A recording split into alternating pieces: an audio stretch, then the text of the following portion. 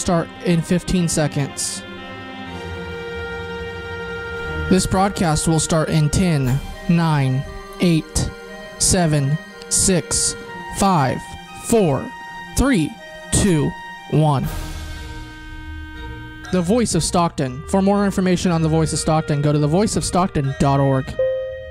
The views and opinions expressed in the following program do not necessarily reflect those of KXVS The Voice of Stockton or its parents, affiliates, management, and staff.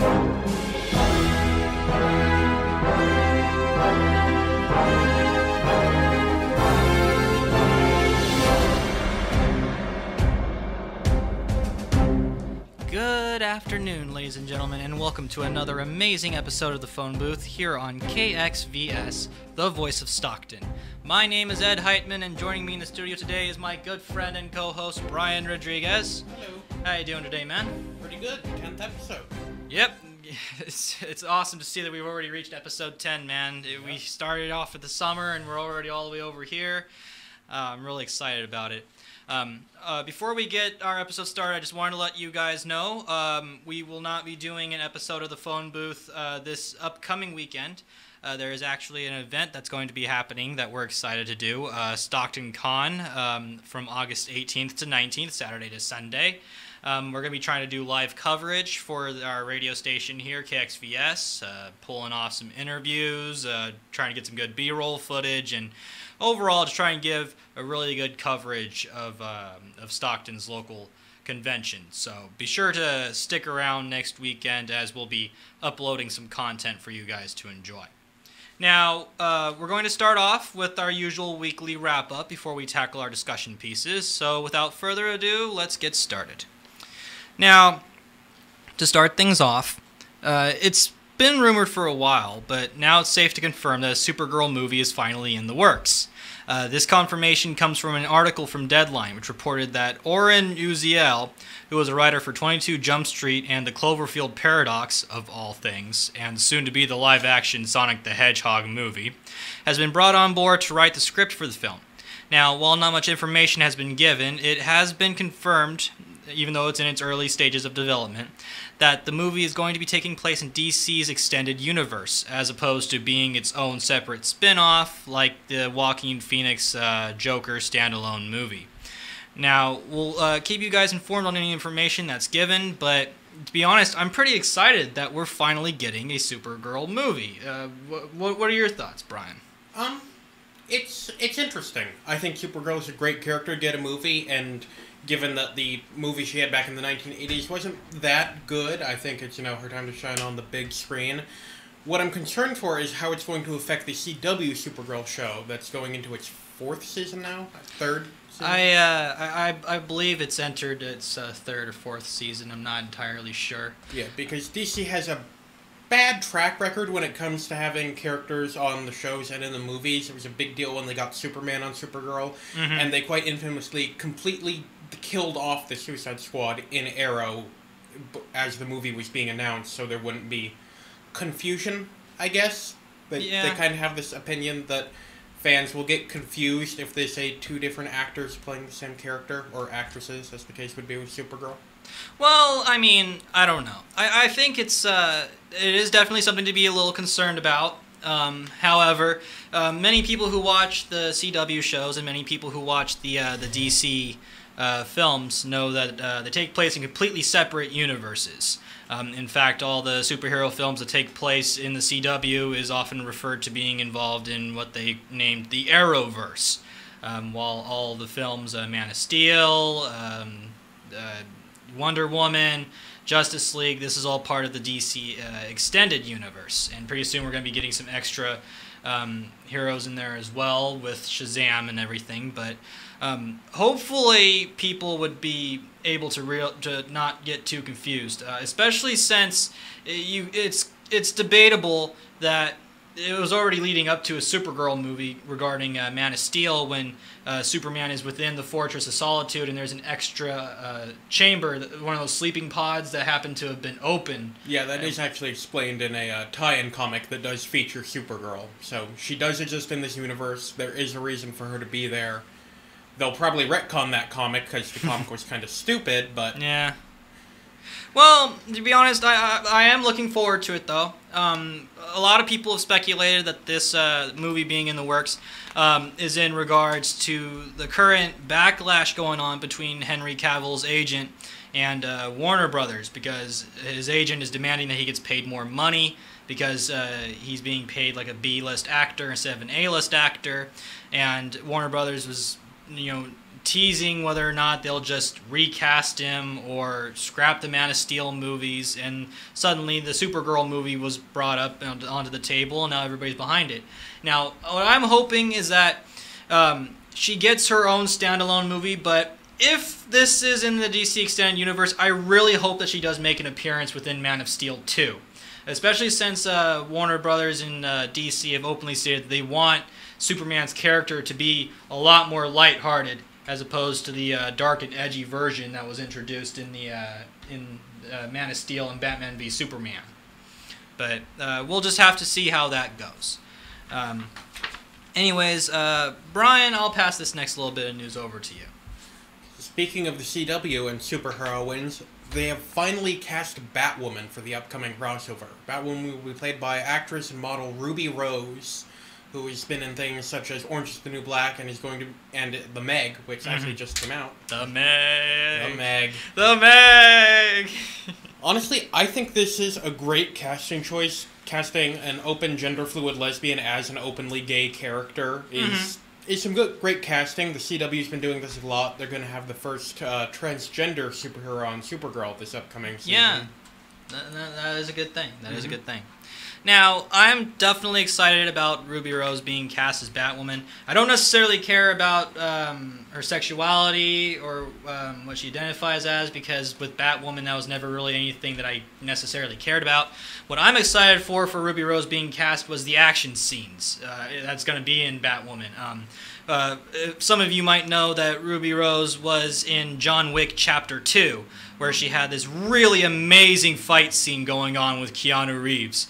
And you got a taste of how awesome she can be when it comes to a fight scene. So to hear that she was cast as Batwoman is amazing. Now, so far, it hasn't necessarily been confirmed that she will get her own standalone series. Right now, they're trying to see if people will like her in the annual DC crossover, where all characters of the Arrowverse merge together for like this one epic, this whole series or whatever.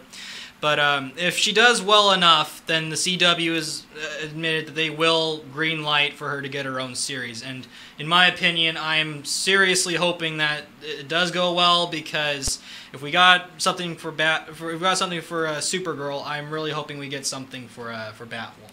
Yeah, the CW recently announced that they would be expanding their new upcoming time slots to Sunday as well, so they'd be covering 6 days a week instead of 5, which means there's now, a prime time night they have that does not have a DC superhero show on it, and that cannot be allowed to stand.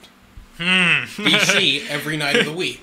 Every night of the week, man. I'm telling you. Alright, so next little bit of news. So, the Birds of Prey movie reportedly has its confirmed villain. According to an article from The Wrap, it's supposedly confirmed that Roman Sionis, aka the Black Mask, will be the antagonist in the film. Now, for those of you who are unaware of who Black Mask is, he's essentially a major crime boss in Gotham City with a strange obsession with masks and torture.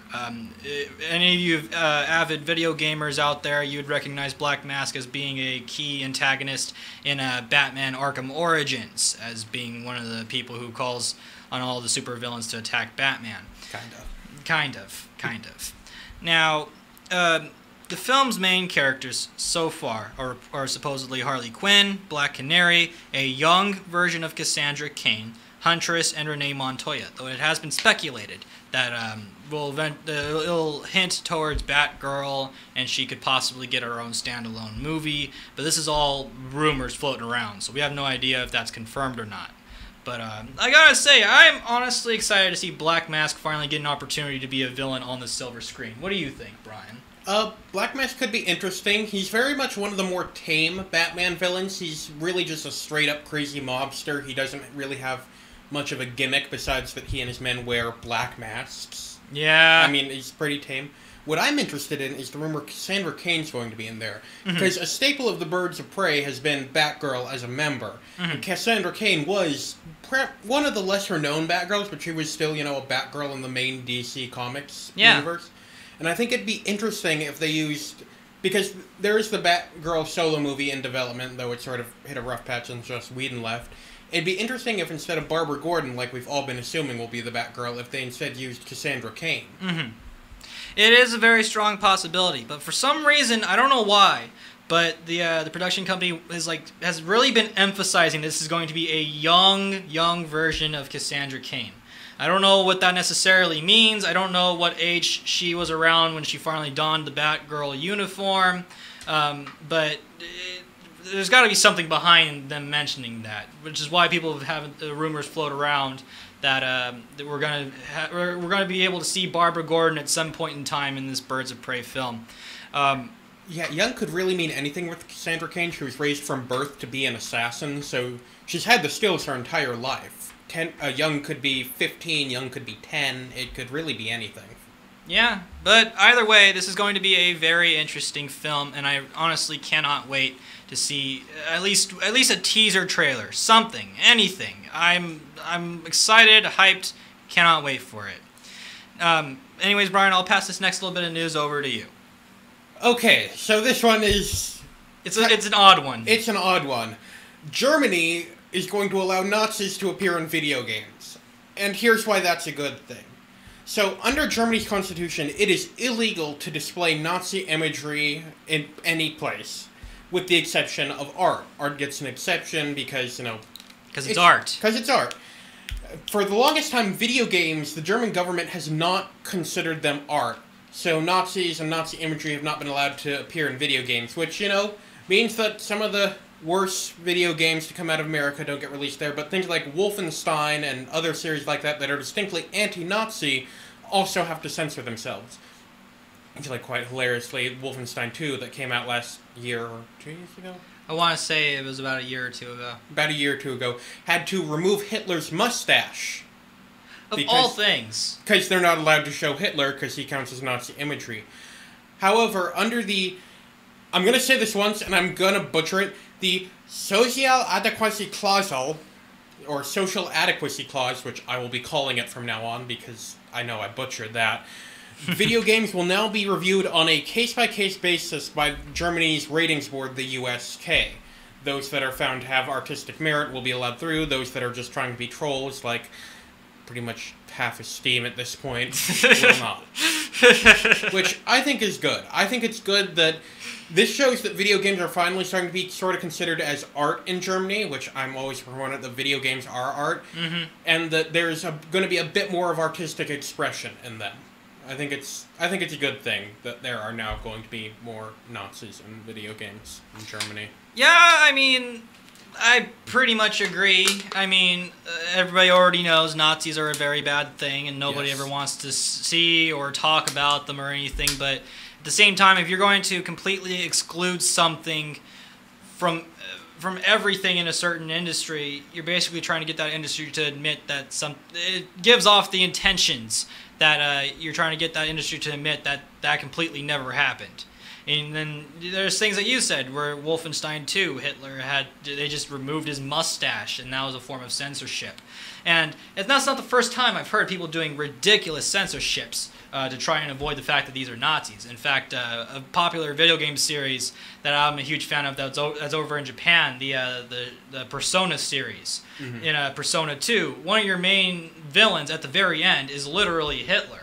But they couldn't say that it was Hitler. So what they did is just make him wear a pair of shades, and they called it the Führer instead of Hitler. Yeah, Japan has a different weird relationship with Nazism that we can get into at a different time. But yeah, censorship has been weird regarding Nazis in a lot of areas. And I think if you're in the position where you're not glorifying them and you are actively against them, like Wolfenstein is, I think you should be allowed to show Nazis, because it's cathartic to kill Nazis. I'm going to admit. It's cathartic. Agreed, man. Agreed. All right, so I'll take the next little bit of news from here. If you're looking forward to Disney's unnamed streaming service, and you're looking forward to watching the Star Wars movies, I'm afraid you're going to be sorely disappointed. Due to licensing rights, the streaming service is unable to obtain the exclusivity of the film franchises, save for anything that's coming out from 2019 and onward.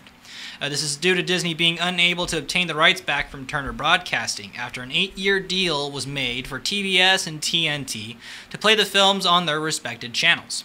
Disney CEO Bob Iger had stated that marketing will make it fairly stated that customers won't be able to see the Star Wars films until the contract is up. Now, this is also due in part to the fact that that Bob Iger has stated that their top priority when they do start this streaming service is to appeal to the original Disney fans, the people who weren't into it for Marvel, who weren't into it for Lucasfilm, the people who were into it for the original classics.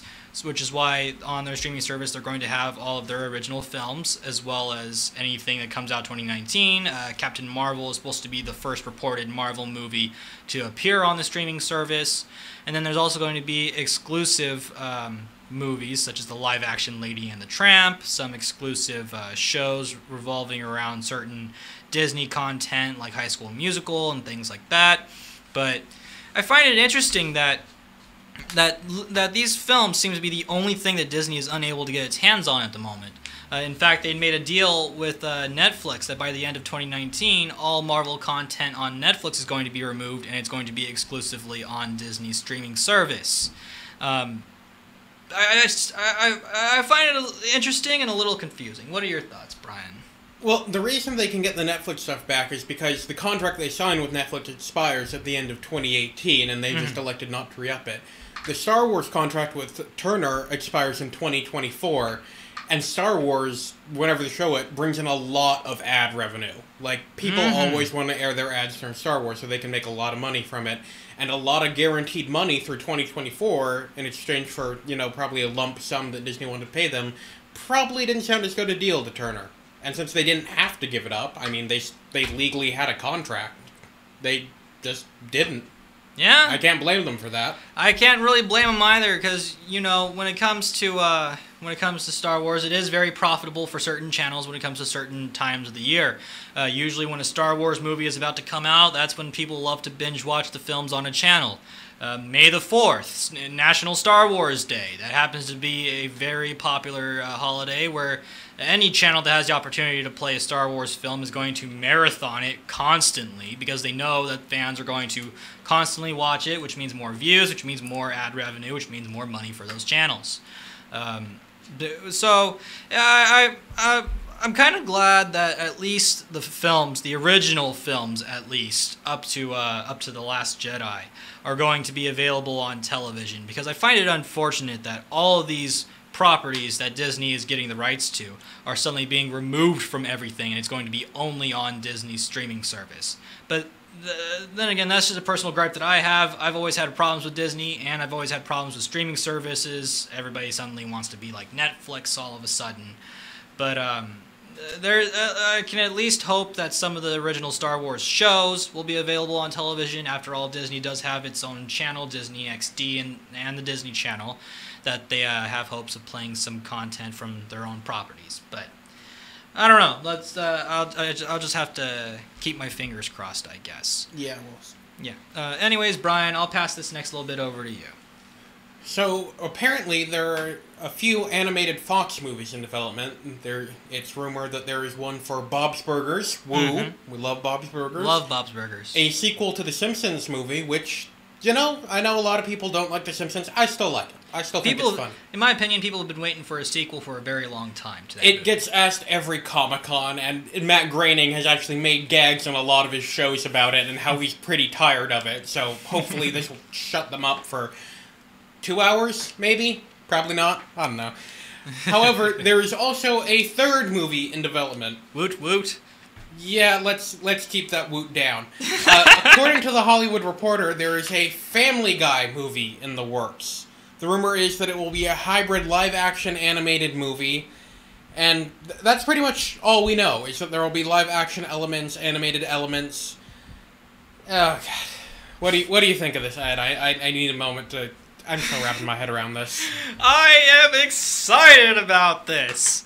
Family Guy is a TV show that people have been wanting a movie for years. For years. And a lot of the time, all we had ever gotten were the Family Guy Star Wars adaptation films, which are good in themselves. I'm not hating on any of the Family Guy Star Wars movies. I think they're all great.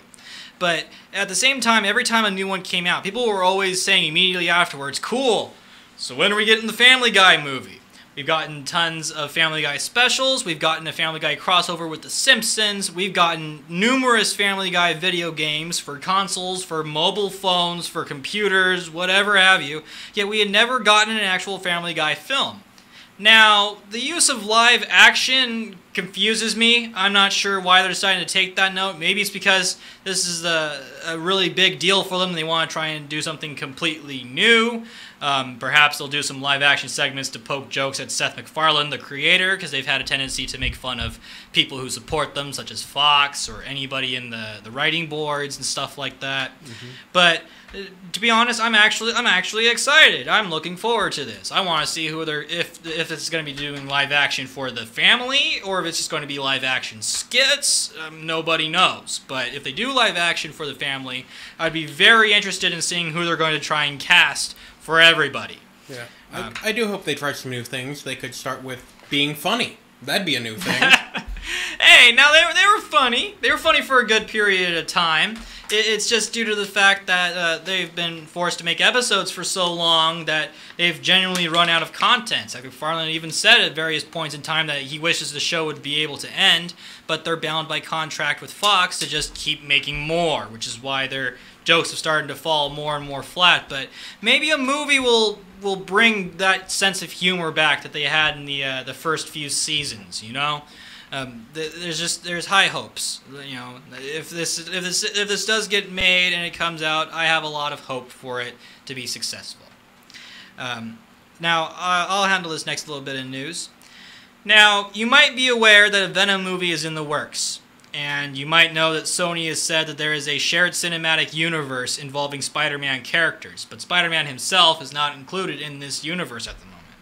Well, apparently the universe now has a name, at least within Sony Entertainment Studios, what they all refer it to. And that name is Sony's Universe of Marvel Characters, or the SUMC for short. Sunk, yes. So far, the confirmed films in this universe include Black Cat, Silver Sable, Morbius, the Living Vampire, Silk, and Venom. However, it has also been theorized that perhaps even the Avengers will be making appearances every so often within the Sunk. And, I don't know, I think it's good that it's finally gotten a name, though I'm not a big fan of the name. I always kind of just called it the shared Spider-Verse, because they're all Spider-Man characters, but Sony, I guess, wanted to emphasize that it's not just Spider-Man characters. We're going to be getting other characters as well at some point in time in this universe. Brian, what are your thoughts on this? I'm somewhat amused, because as we all know, giving a cinematic universe a name before the first movies ever come out has never gone badly. Dark Universe. Hey, there is hope! No, there isn't. There is hope! There is no hope for the Dark Universe. They tried to launch it twice and it's failed twice. Just let it die. An artist recently went to Universal Studios to talk to them about potential artwork for their cinematic universe. So maybe they're just like very top secret at the moment. It's gonna suck. We both know it's gonna suck.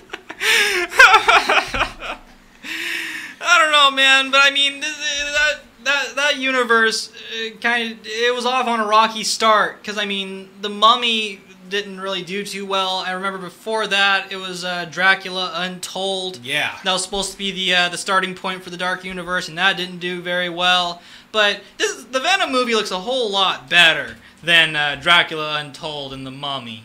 You know, especially because of the fact that the CGI is not going to be over the top. Like what The Mummy was. The CGI was just all over the place, which kind of gave this sense of unrealism to it and everything. But, I mean, from the Venom trailer, what we've seen so far, things look decently realistic. When the symbiote is used, it doesn't really look too fake. But, I don't know. I think this has high hopes. I still think the Dark Universe could exist. It's somewhere out there. It's just hiding in the shadows somewhere. Well, I admire your optimism. Anyways, man, I'll pass this last little bit of news over to you, man.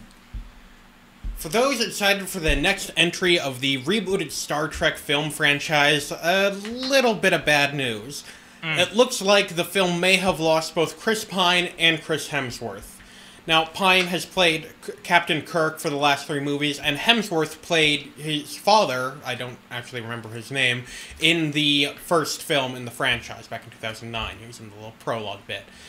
Now, it appears that contract negotiations for the 2 actors have broken down due to the fact that, again, this is all... So we don't know the exact specifics of their contract, but it looks like Paramount had a clause in their contracts that said they would match or exceed the pay they get for the next movie, for their best movie, which back in 2009 seemed fine when Chris Pine was relatively unknown, as was Chris Hemsworth.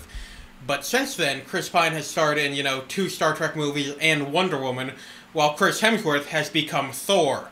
Yes. He is Thor now. He is Thor, and he makes Thor money. And Paramount, after taking a financial hit with the last Star Trek Beyond, is looking to reduce the budget of the movie, and they don't want to pay Thor money. Or God. Steve Trevor money, but mainly they don't want to pay Thor money. Because Thor money is a lot of money. Man, It should be noted that apparently the rest of the cast from previous movies has signed contracts and will be appearing in the next film. And it is expected that Pine and Hemsworth will return to the negotiation table. But for now, it looks like the film that was built around the premise of Captain Kirk meeting his father through time travel may have lost both Captain Kirk and his father. oh man, they were lost in time. That's unfortunate. But I mean, there's high hopes. I mean, they've never really done a bad job, in my opinion, when it comes to recasting. If it has to go to those extreme measures and everything, it's not really too difficult to find a good Captain Kirk. As long as they're not over dramatic like William Shatner, in my opinion, you're good to go. As far as Kirk's father, I never watched the first Star Trek movie, so I didn't see the prologue. So it's actually a surprise to me that Chris Hemsworth was Captain Kirk's father. But I mean, I don't know. It's going to be definitely a real impact if they don't make appearances in this film. But if they don't make appearances in the film and the rest of the crew is still there, I don't know. It has the potential for surviving, but at the same time, recasting 2 important roles while the rest of the cast remain the same has a tendency to completely shake up how audiences feel about a film. Wouldn't you agree, man? Yeah, I mean, we do have, a little bit of... In the original Star Trek films, I know how fans like to ignore them, but there was a period where Kirk just disappeared. He was sucked in from some sort of time vortex, and that's how Kirk met Picard and everything. And But we do have some precedent for Kirk just sort of disappearing. Man. Well, anyways, ladies and gentlemen, that about does it for our weekly wrap-up. And now it is time for us to enter another little segment that we like to call Trailer Talk, where we take some of the trailers that really catch our interest that dropped within the week and share them with you, the audience. The trailers we'll be talking about are available in the descriptions of this video, so feel free to check them out or hang around as you hear our opinions on these trailers. Now, we're going to start off with a film called Slaughterhouse Rules. It's starring Asa Butterfield. I really hope I didn't butcher that name. You got it. Simon Pegg, Nick Frost, and others. Now, the premise to this is that a British boarding school turns into a battleground when unspeakable horrors emerge from the ground. And this is directed by Crispian Mills. Now, I'm excited about this because it is another Simon Pegg, Nick Frost film. It's never really gone wrong, in my opinion. Hot Fuzz, Shaun of the Dead, that one post-apocalyptic one, I forgot the name of it. I want to say This Is the End or something like that. Yeah, I believe so. They've all done good. And Simon Pegg seems to be playing the role of a professor at a local university that happens to find a pit that leads straight to hell. And monsters are coming out of that pit, and mayhem ensues.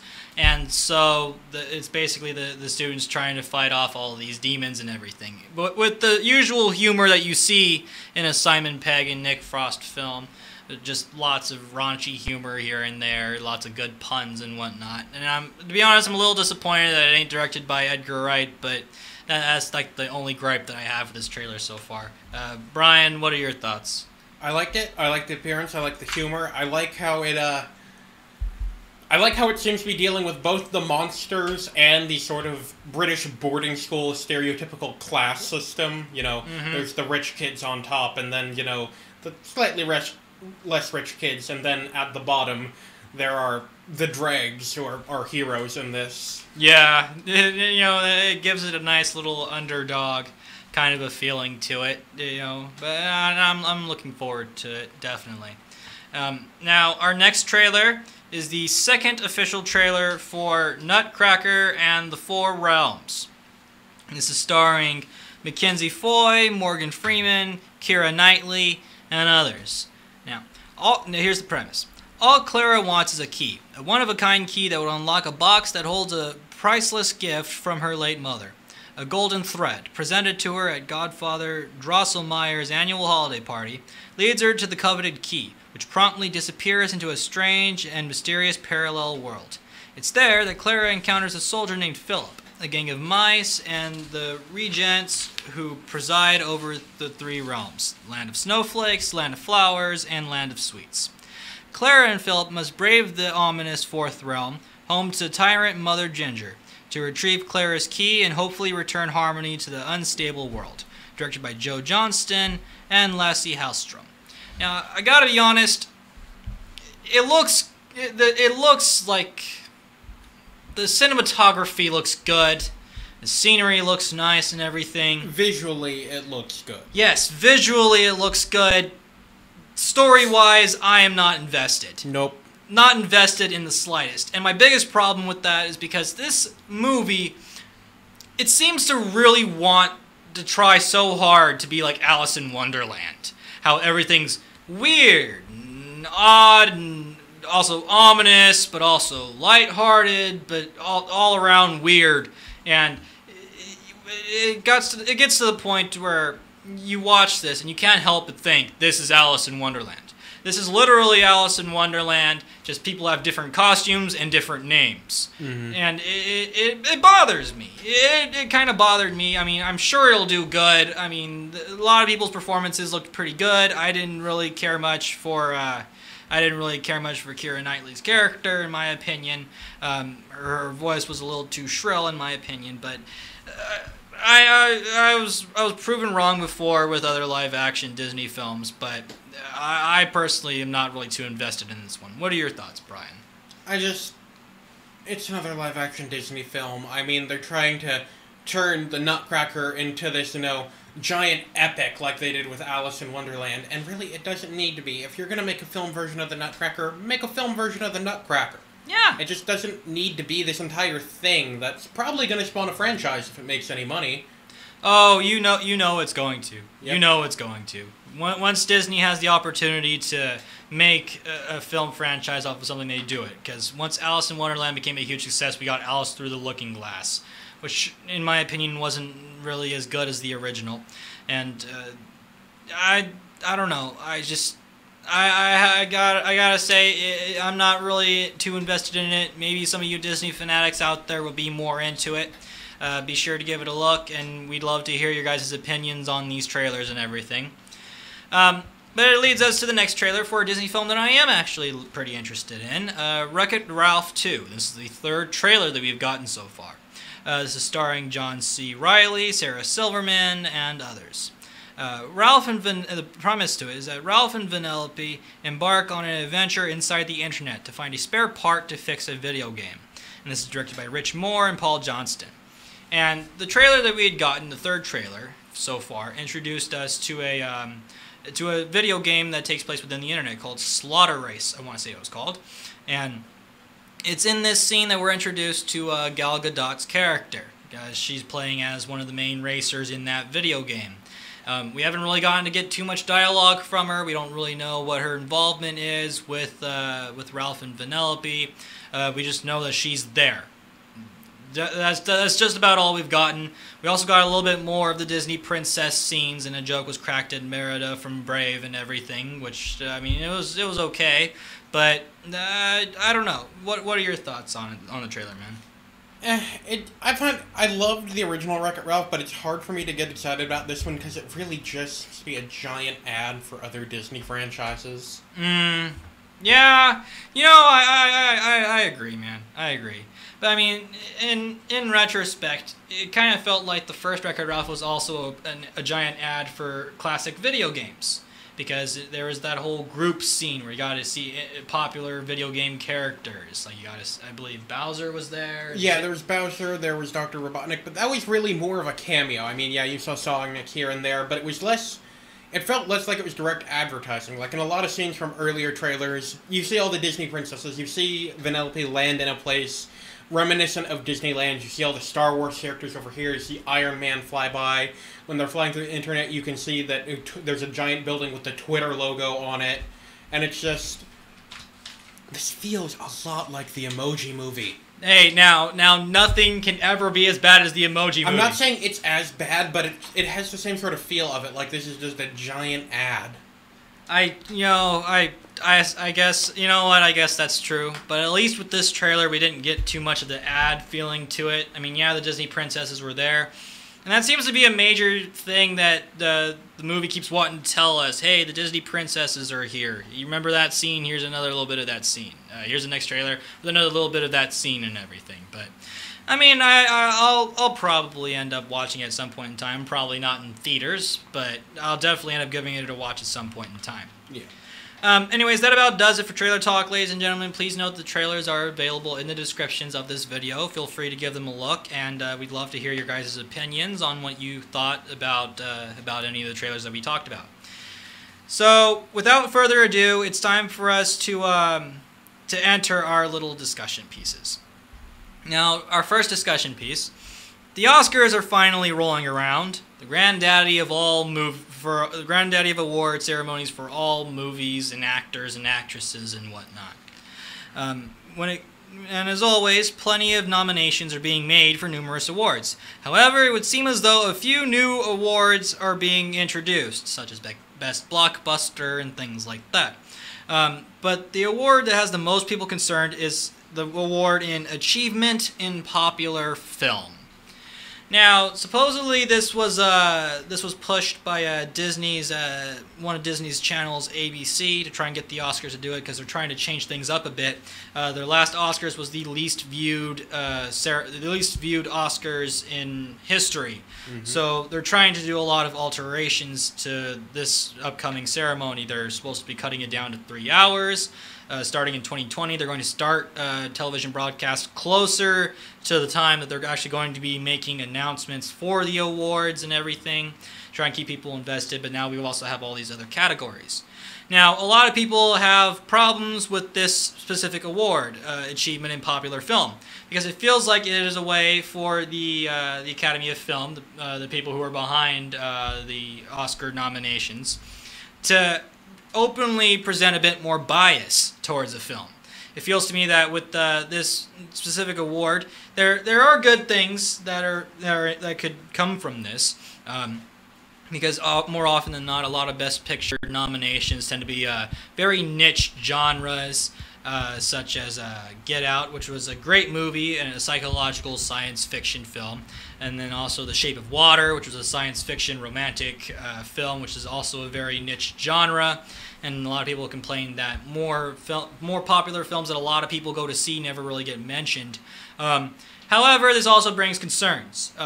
Like I said, there is bias presented in this. It gives them a higher opportunity to say, well, we realize that everybody likes this movie, but I mean, we don't really like this movie, so here's a little participation trophy.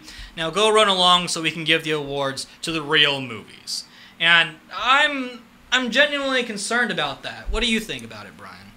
This award is basically the kids' table at Thanksgiving. Yeah, you're at the same meal and you're getting the same, food or awards, but it's inherently less than. It's less than, it's different, it's a way. And it's a way to sort of to sort of pay lip service to genuinely good films that the Academy wouldn't typically acknowledge, but it still doesn't really acknowledge them. Like, films like Logan or Black Panther are genuinely great movies that I think deserve Best Picture noms that got snubbed. Yeah. And there have been a lot of movies in the past that have been popular and good, but got snubbed. And there's a general appearance for the Academy that any movie that is popular is too mainstream to win an award. That they need to, do the niche genres, the sort of sleeper indie hits. Yes. That anything too popular just isn't worthy of an Academy Award. Yeah, the only time that the general public were ever able to force the Academy's hand and have them nominate something was the Peter Jackson's Lord of the Rings trilogy. It was like one of the few exceptions where the people were actually able to convince the Academy, hey, these guys deserve an Oscar, give them an Oscar. And they were like, okay, you know what, fine. But I do see the concerns, especially with films like Black Panther and Logan, ones that genuinely do deserve a Best Picture nomination. You can argue with me all day about it. I genuinely think that Logan's one of the greatest superhero films ever. It's a genuine Western. It's dark, gritty. Dialogue scenes are great. I haven't really seen any problems at all with them. But as you said, this seems to be like a way for them to just push away films that they don't like. And just go like, you know what, yeah, we'll just give you an award for being really popular. There you go. And this film that barely anybody's heard about, this gets the Best Picture nomination. We're just going to go with these guys because we like them. I know you guys haven't really heard about them, but we like them, so they get a pass on this one. Anyways, we'll go on to our next little discussion piece because this was a bit of a short one. I just wanted to bring it up because it does grind our gears. I have genuine problems with this and everything. Now, the sale of used games has been around for a very long time. Ever since video games have been out there to the community. Before stores could even come up with the idea of selling or trading used games, kids on the street, adults who knew each other, would barter or trade their games either to make a profit or to get their hands on a game for a cheaper price as opposed to buying it brand spanking new out of a game store. Used game sales are part of the culture. I mean, they're part of gaming culture. Yeah, it's always been around. However, it would seem as though Bethesda is trying its best to prevent people from selling used games, any used Bethesda game at all. Now, Ryan Hupp, a Philadelphia-raised gamer, had been contacted by Bethesda's legal firm, Voris, after he had posted a bid on Amazon for a used copy of The Evil Within 2, still wrapped and unopened. The legal firm sent him a letter which said this: unless you remove all Bethesda products from your storefront, stop selling any and all Bethesda products immediately, and identify all sources of Bethesda products you are selling, we will intend to file a lawsuit against you. It goes on to state that the lawsuit would seek disgorgement of profits, compensatory damages, attorney's fees, and investigative and other costs. Now, I find this whole thing ridiculous. Now, I remember that the person's defense was that he was protected by a certain law, I believe the first seller or something like that.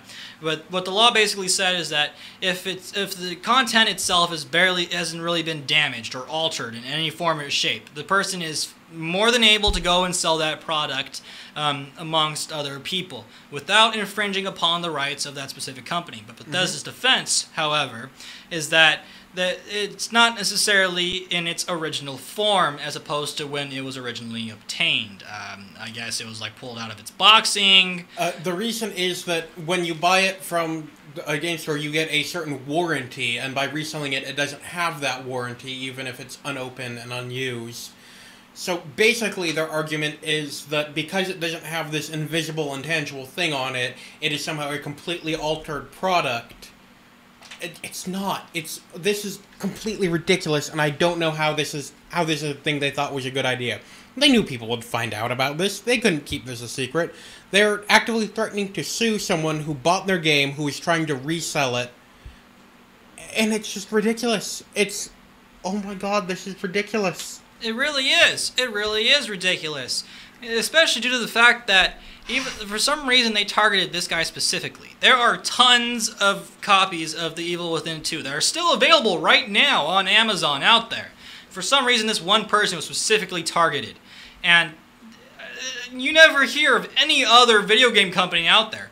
Nobody who has ever said, hey, you can't sell our used games. We're going to sue you unless you take that back and you hold on to that used game. And this person's defense to selling this used game, he didn't even have a PlayStation 4. He bought this game and he believed that he was going to be in possession of a PlayStation 4 really soon at that point in time, and he unfortunately wasn't able to get the console. What are you supposed to do with a game that you can't even play because you don't even have the console for it? You're expected to hold on to it because if you try to get rid of it, you're going to get sued by the game company for getting rid of a game that you can never even play in the first place? It's ridiculous. It really is. This is somewhat classic Bethesda, actually. They try to portray themselves as one of the best companies out there. They don't do microtransactions, even though they do now. They don't do, always online services, even though they are their next game.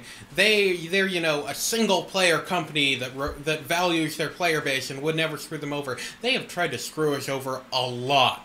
There's this entire thing, and then a few years ago they instituted basically a no review policy for their games. They stopped sending out copies to review sites to be reviewed before the game releases. Reviewers now have to buy it the day the game releases, same as everybody else. But this means that there are no reviews, that their game can't be reviewed. So if they're, say, broken on PC like Dishonored 2 was, gamers have no idea.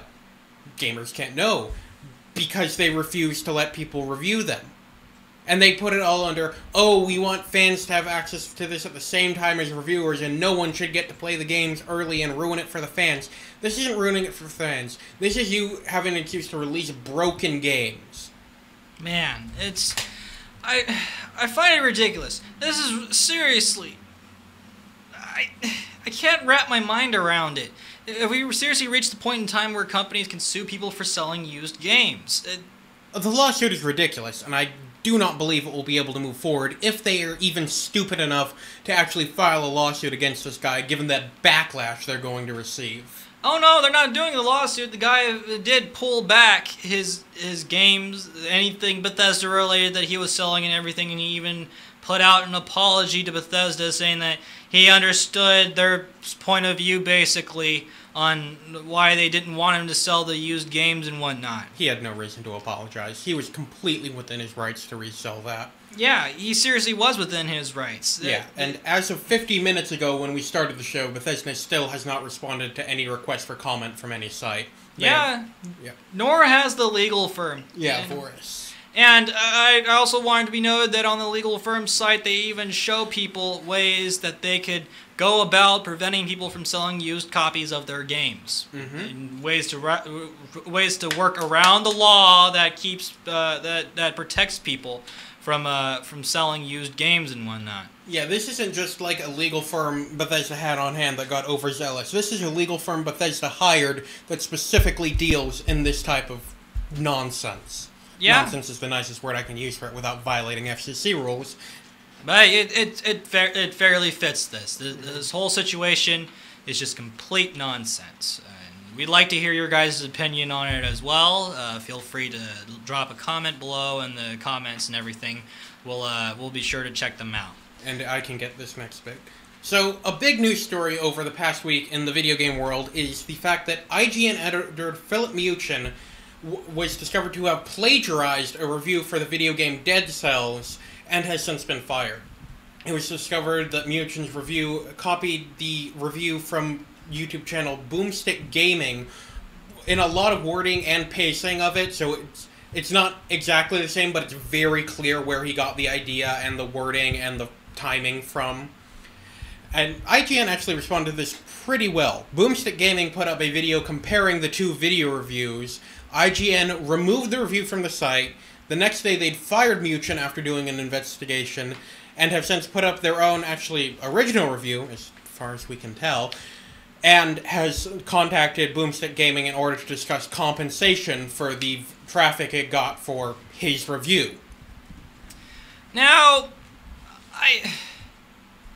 I find it weird that somebody from IGN, of all places, ended up plagiarizing a YouTube gamer's review Oh, it doesn't even stop there. This IGN has they're editors, but they're hired on a sort of, case by case basis. They're hired to do a certain number of pieces, and then they might leave to go somewhere else.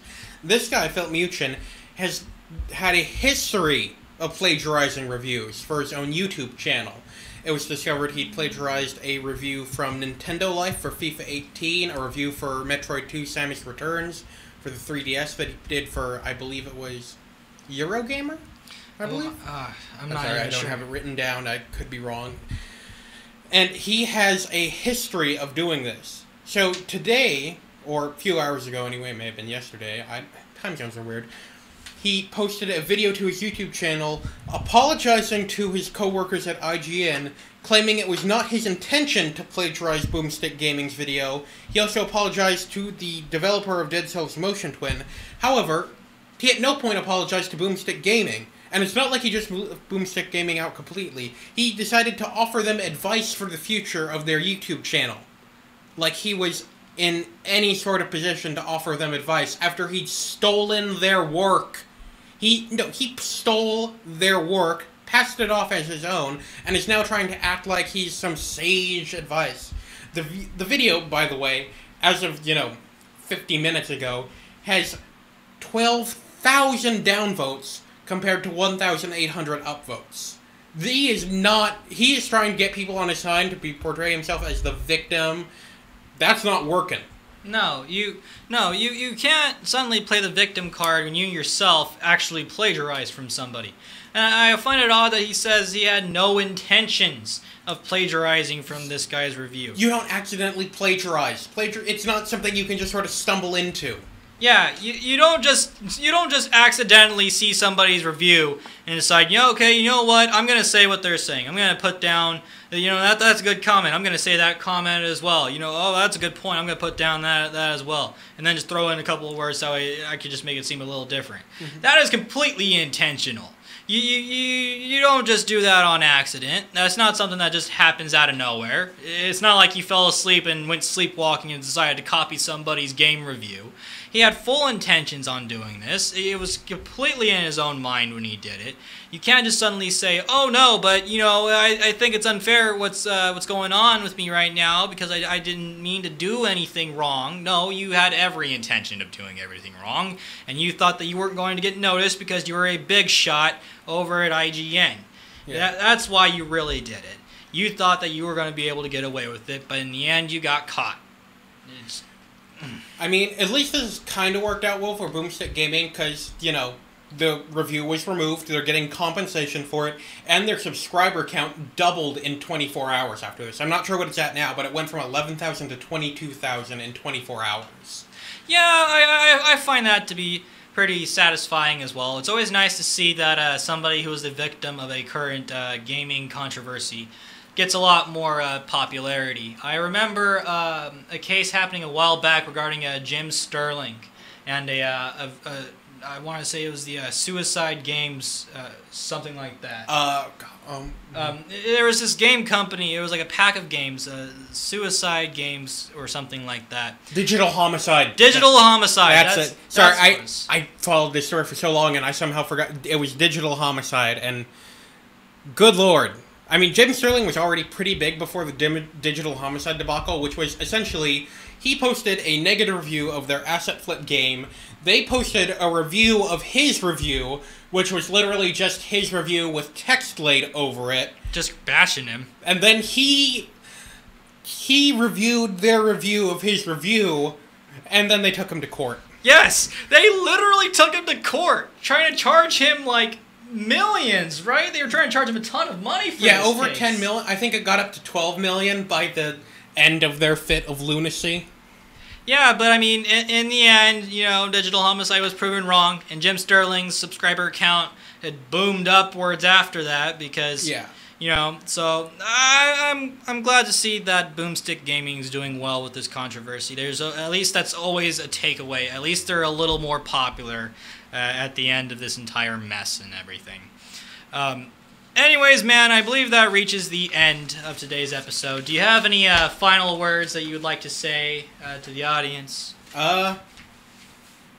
Screw Philip Mnuchin. Muchin? Hey, Muchin. fair enough. Fair enough. Anyways, ladies and gentlemen, that about does it for today's episode of the Phone Booth.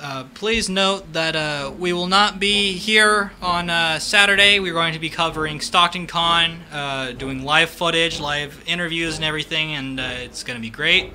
So be sure to stick in and tune in around then. Again, my name is Ed Heitman. Joining me in the studio is my good friend Brian Rodriguez. See ya. And we would like for you all to stick around because we have good content going on here at the station. And we hope you all have a wonderful, wonderful afternoon.